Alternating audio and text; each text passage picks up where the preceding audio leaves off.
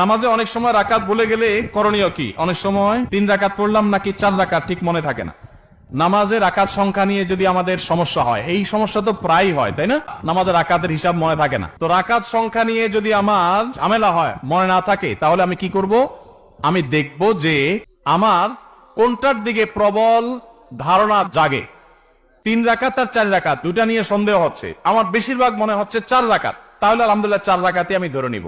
আর যদি বেশিরভাগ মনে হয় 3 রাকাত, তাহলে 3 রাকাতই আমি ধরে নিব। প্রবল ধারণা যেটা হবে সেটা আমি ধরে নিব এবং শেষে সিজদা সাও দিয়ে নিব। আর যদি আমার 3 এবং 4 এর মাঝখানে আমি দাঁড়ায় থাকি, 50-50, 3 এর দিকেও মন আগায় না, 4 এর দিকেও মন আগায় না, 2 এর দিকেও মন আগায় না, আবার 3 এর দিকেও মন আগায় না, এরকম যদি হয় তাহলে কমটা ধরে নিব। পরিষ্কার হাদিসে নবী সাল্লাল্লাহু আলাইহি ওয়াসাল্লাম নির্দেশনা রয়েছে ব্যাপারে। যেমন 3 আর 4 নিয়ে যদি ডাউট হয় এবং 50-50 থাকেন, মাঝখানে দাঁড়ায় আছেন, কোনো দিকে মন টানে না, তাহলে আপনি 3 ধরে নেবেন। 3 ধরে নামাজ শেষ করবেন, শেষে সিজদা সাও দিয়ে দিবেন, বাস নামাজ হয়ে যাবে ইনশাআল্লাহ।